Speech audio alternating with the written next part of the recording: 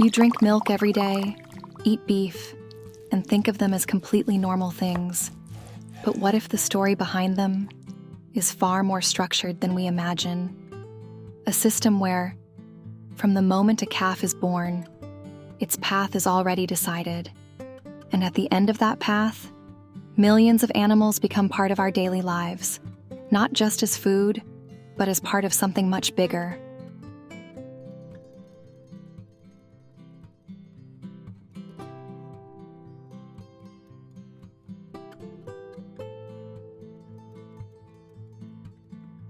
If this is your first time really thinking about this, comment 1 below.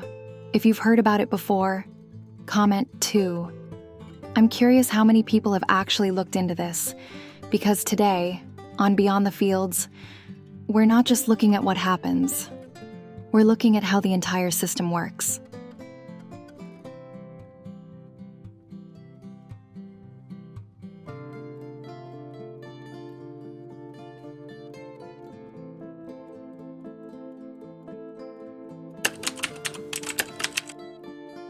Across the United States, tens of millions of cattle are raised every year, spread across vast open land that stretches further than most people can imagine.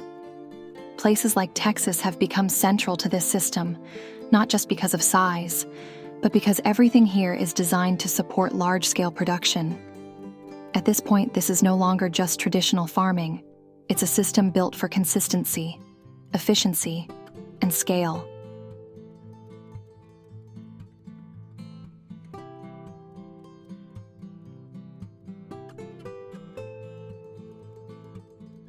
Every year, calves are born into this system. At birth, they weigh around 60 to 80 pounds and spend their early days beside their mothers. For a short time, their world is simple, learning to stand, to move, to exist. But that phase doesn't last long. Within the first few months, they are separated and identified, a necessary step for managing such large numbers. And from here, their journey becomes more structured.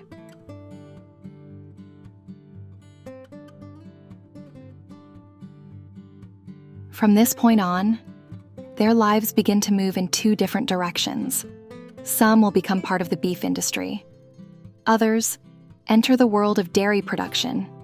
2 different paths, but both part of the same system.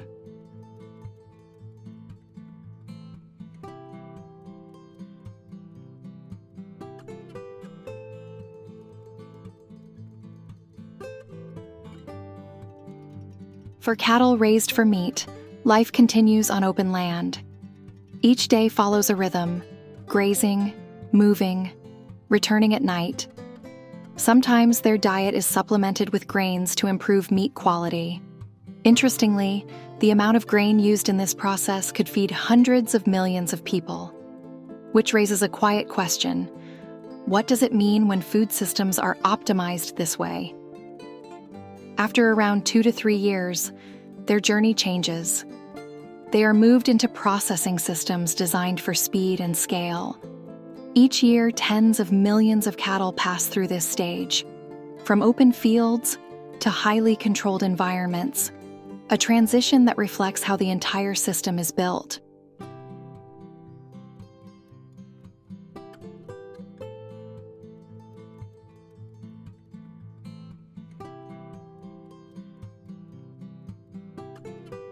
And this isn't limited to one country.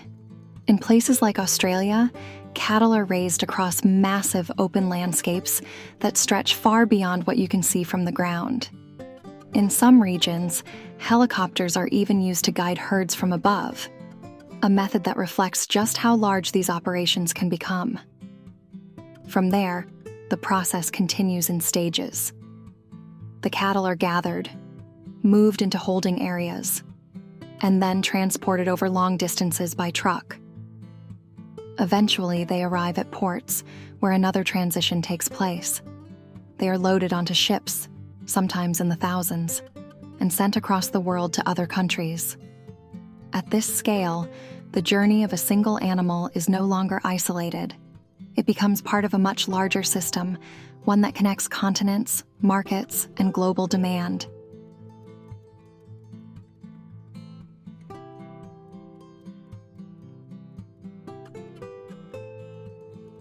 Now, the second path, dairy production. Unlike the beef industry, this path is not centered around a single endpoint, but rather a continuous cycle. Here, the system is designed to operate daily, with consistency playing a critical role. Milk is produced, collected, and processed, again and again. And because of that, everything within this system is built around maintaining that rhythm. From feeding schedules to living conditions, each part is carefully managed to support long-term output. Calves in dairy systems are often raised in controlled environments early on. This allows farmers to monitor their condition closely and reduce risks during their most vulnerable stage of life. In their first weeks, everything is carefully regulated. Temperature is controlled to keep them stable.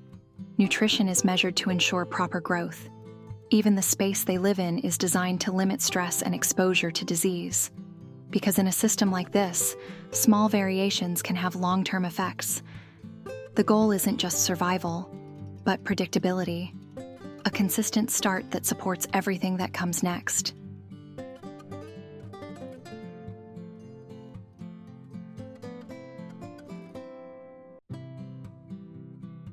As they mature, dairy cows enter a continuous production cycle.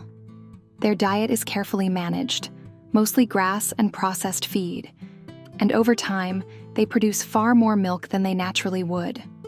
On average, around 7.5 gallons per day. At this level, it's no longer just about feeding calves. It's about maintaining output at a consistent scale.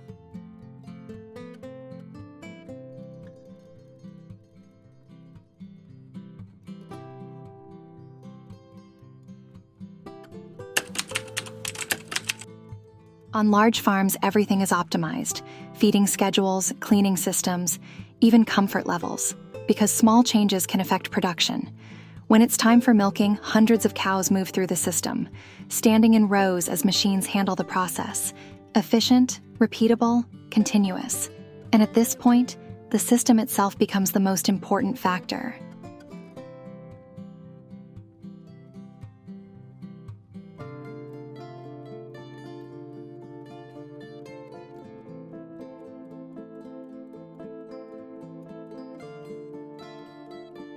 From there, milk moves into processing facilities, where it undergoes multiple stages before becoming the products we recognize. It is collected, treated, and transformed through a series of controlled processes. At this stage, precision becomes essential, because even small changes can affect quality, taste, and shelf life. Among the many products created, cheese is one of the most common. Produced in vast quantities each year, it represents just one part of a much larger dairy output. At this scale, production is no longer local. It becomes part of a national and even global supply chain.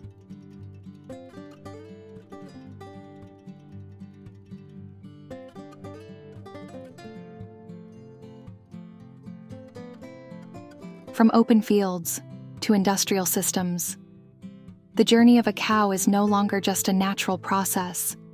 It's part of something carefully designed, a system that feeds millions of people every single day, but also one that most of us rarely think about. So now, when you look at a glass of milk or a piece of meat, do you see it the same way? Let me know what you think. And if you want to explore more stories behind the things we use every day, follow Beyond the Fields.